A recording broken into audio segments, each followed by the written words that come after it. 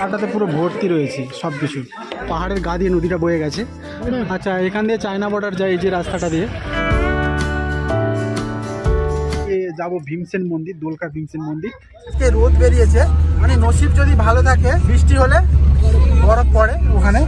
এই রাস্তা দিয়ে গেলে মানে নিজেদেরকে ভয় লেগে যাবে। ভিউ পয়েন্টটা পুরো মানে সুইজারল্যান্ডের মতো লাগে। So guys, good morning, welcome to my new video. তো আজকের ব্লগটা হচ্ছে ট্রাভেল ব্লগ। আমরা যাচ্ছি কালিংচক, এটা নেপালে গোর্খা জেলায়। তো সেখানে খুব সুন্দর একদম জায়গাটা, তো সেখানে আমরা এইবারে মানে যাব। তো আর ভিডিওটা দেখতে থাকো, ভালো লাগলে অবশ্যই লাইক, শেয়ার, কমেন্ট এবং সাবস্ক্রাইব অবশ্যই করবে। পুরো আমরা রেডি সবাই, এই হচ্ছে গাড়ি প্যাক হচ্ছে, সব কিছু নিয়ে নিয়েছি। মানে উঠেছি 5টার সময়, রেডি হতে হতে এখন মানে 7টা বেজে গেছে। এখানে যে মানে গাড়ি সব মালপত্র বাঁধা হচ্ছে, অনেকটা রাস্তা তো।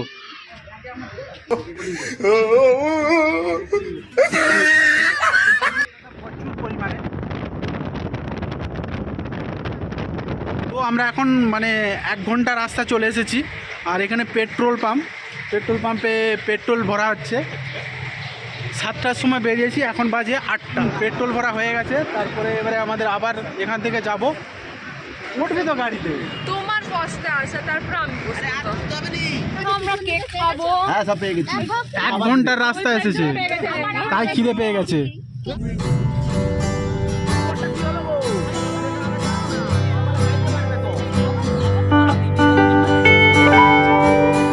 দুটো গাড়ি দাঁড়িয়েছে আমাদের, দুটোতেই বাঙালি রয়েছি আমরা। এই যে ফোর্স, দুটোই একই সেম গাড়ি। এখানে চা খাওয়ার জন্য দাঁড়িয়েছে। এই যে হোটেল, বাহ কিরে কার টুপি এটা, দেখ তোর পাপা পরে নিয়েছে। এখানে আমরা হোটেলে বসেছি, মানে ভিউটা জাস্ট মানে সেই দেখবার মতো। এখানে পুরো পাহাড় আর পুরো দেখো মেঘ দেখা যাচ্ছে, পুরো ভেসে আছে। দাঁড়িয়েছি হোটেলে, দাঁড়িয়ে চা খেতে বসেছি।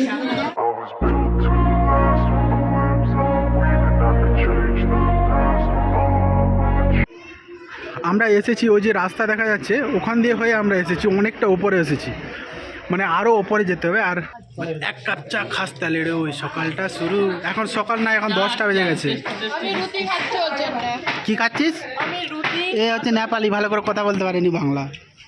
বল, আমি রুটি খাচ্ছি। পরিষ্কার।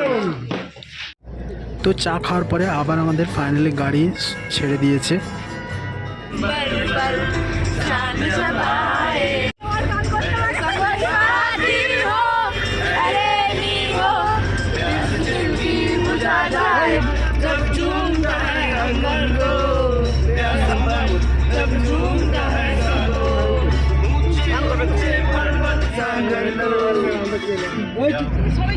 আমরা 3 ঘন্টা গাড়ি জার্নি করে চলে এসেছি।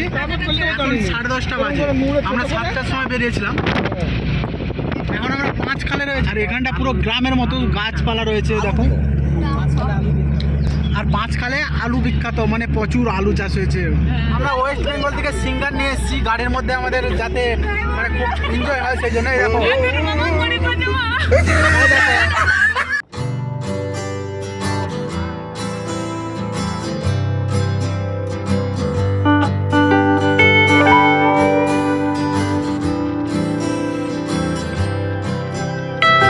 আমরা এখন দুলাল ঘাটে রয়েছে, আসতে 3.5 ঘন্টার ওপরে লেগেছে। এটা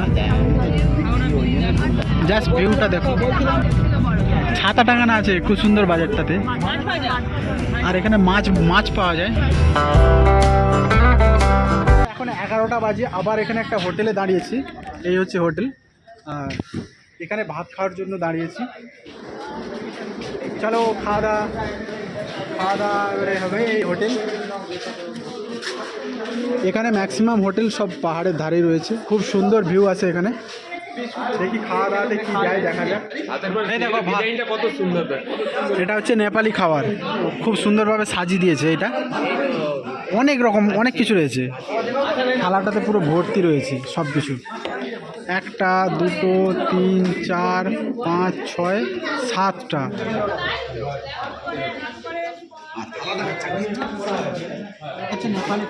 আমাদের খাওয়া দাওয়া হয়ে গেছে। খাওয়া দাওয়া করে তারপরে একটু মানে নদীর ধারে এসেছি আর এখানে মানে সেই গ্রামের মতো চাষ হয়েছে, কত সুন্দর দেখাচ্ছি। এই দেখো এখানে আলু গাছ রয়েছে, এখানে সর্ষে গাছ, পুরো যেমন মনে হচ্ছে গ্রামে রয়েছি। বড় বড় আলু গাছগুলো, এখানে মানে গ্রামের ফিলটা পাচ্ছি এখানে এসে। আর দেখো এখানে নদী রয়েছে একটা, পুরো পাহাড়ের গা দিয়ে নদীটা বয়ে গেছে। দেখো এখানে একটা মানে ফলের গাছ দেখতে পাচ্ছি, পুরো ফলগুলো পুরো পেকে আছে আর গাছে একটা পাতা নাই, শুধু ফল হয়ে আছে। আর আমাদের বাঙালি দেখো গাছে ওঠা একদম এক্সপার্ট, দেখেছো? বাহ। আর পুরো গাছটা পুরো ফল দেখো। এতটা পেরেছি আমরা, বেশি পারিনি কেন তো অনেক উপরে ছিল, কিন্তু এতটা যাও পেয়েছি। কি সুন্দর এই যে ফলগুলো, এগুলো খেতে খুব সুন্দর লাগে। 4.5 ঘন্টা অলরেডি চলে এসেছি আমরা। আর এখানে কীরকম কি সব কিছু তোমাদেরকে দেখাবো। আর এখানে মানে কিভাবে যাবে, কোথা দিয়ে যাবে, কত টাকা প্রাইস, সব কিছু তোমাদেরকে এই ভিডিওর মধ্যেই বলবো। আর ভিডিওটা দেখতে থাকো। তো খাওয়া দাওয়া করে এবারে আবার গাড়ি ছেড়েছি, তো আমরা যাচ্ছি এখন। দেখো কত সুন্দর পাহাড়ি রাস্তা।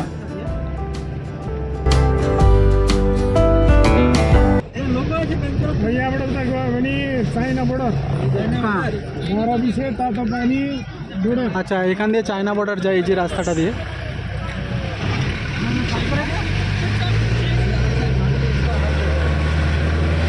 তো ঘন্টার পর ঘন্টা পাহাড়ি রাস্তা ধরেই আসছি। আর অ্যাকচুয়ালি পাহাড়টা দেখতে ভালো লাগে, আমার যতটা মনে হয় যে মেঘলা অবস্থায় থাকলে পাহাড়টা খুব সুন্দর লাগে। যত উপরে উঠছি মানে পাহাড়ের দিকে, পুরো দেখো মেঘলা আকাশ। আর এখানে রাস্তাগুলো মানে খুব ডেঞ্জার রাস্তা, ওদিকটা মেঘলা মেঘলাই হয়ে আছে এখন। জায়গাটা খুব সুন্দর লাগছে এখানে।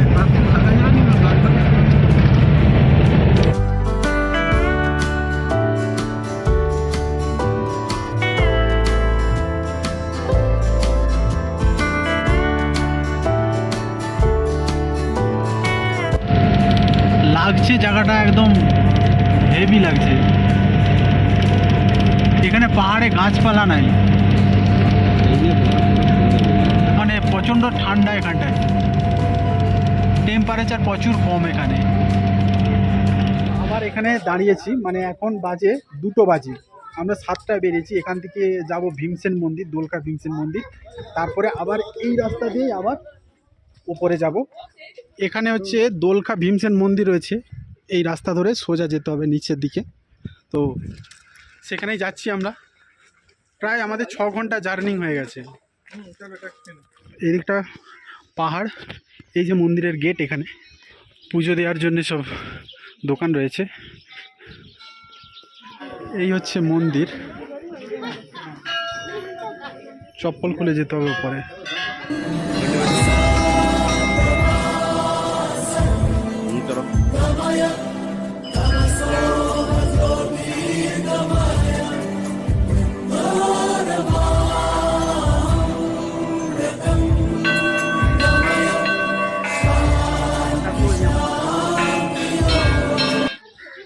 আমাদের পুজো দেওয়া হয়ে গেছে, পুজো দিইনি মানে জাস্ট দর্শন করেছি ঠাকুরের, দিয়ে আমরা আবার যাচ্ছি।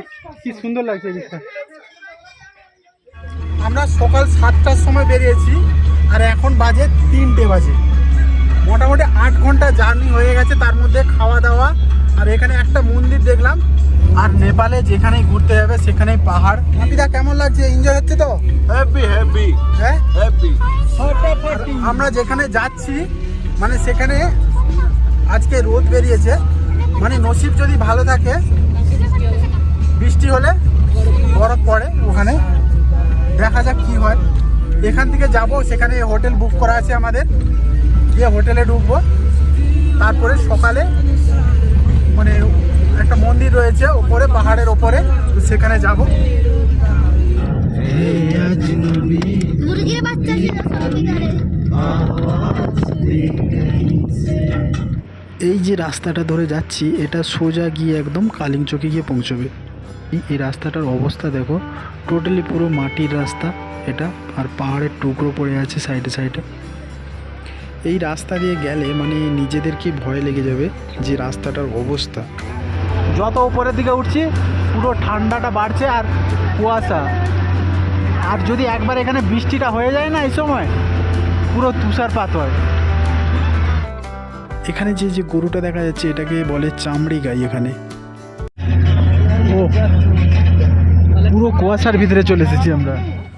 তো আমরা এখন মানে উপরে এসেছি, মানে মন্দির থেকে আমরা প্রায় 2 ঘন্টার মতো হয়ে গেছে এসেছি। আর এইদিকে দেখো পুরো কুয়াশা আর ঠান্ডা, এত ঠান্ডা কি বলবো। আকাশটা একটু পরিষ্কার হচ্ছে, এদিকটা পুরো সুইজারল্যান্ডের মতো ঘর করেছে, ঘরগুলো কালারিং বেশ। A few moments later. তো গাইজ আমরা এখন পৌঁছে গেছি, আর দেখো মুখ দিয়ে ধোঁয়া বেরোচ্ছে। গাড়ি থেকে এই মাত্র ব্যাগ নামালাম, নামিয়ে এবারে এই যে আমাদের হোটেল।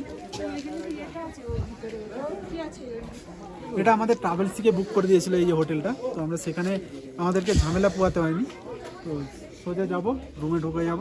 আমরা এই হোটেলটায় রয়েছি, আর পুরো বিল্ডিংটা পুরো কাঠ দিয়ে তৈরি, প্রত্যেকটা রুম কাঠ দিয়ে আছে, কাঠের তৈরি রুম।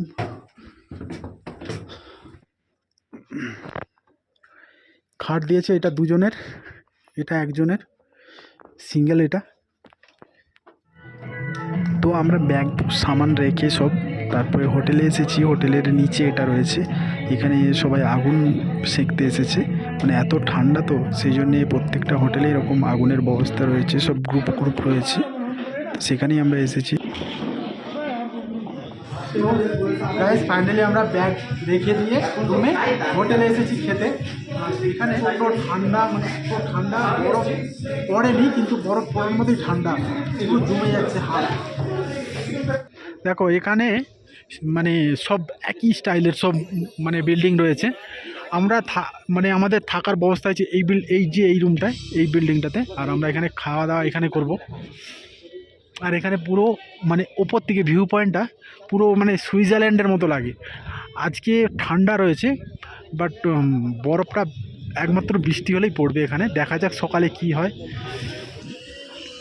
গরম গরম চাউচাউ 1 প্লেট নিয়েছি, এখন চাউচাউটা খাই, তারপরে আরও অনেক কিছু অর্ডার রয়েছে।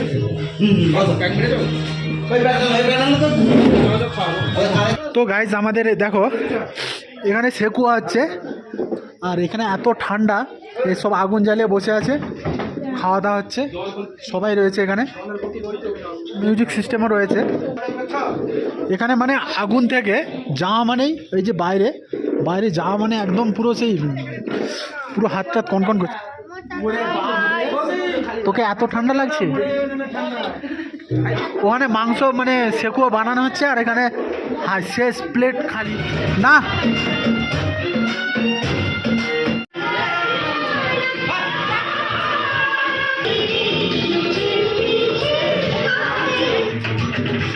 তো গাইজ আমরা ট্রাভেলসের মাধ্যমে এসেছি, আর ট্রাভেলসে আমাদের মানে পার হেড 5,000 টাকা করে নিয়েছে। এবারে ওর মধ্যে খাওয়া দাওয়া রয়েছে, সব কিছু রয়েছে। আর তোমরা যদি আসতে চাও কালিংচক, আমি ডেসক্রিপশন বক্সে ফোন নাম্বার দিয়ে দেবো, তো তোমরা চাইলে আসতে পারো যোগাযোগ করে।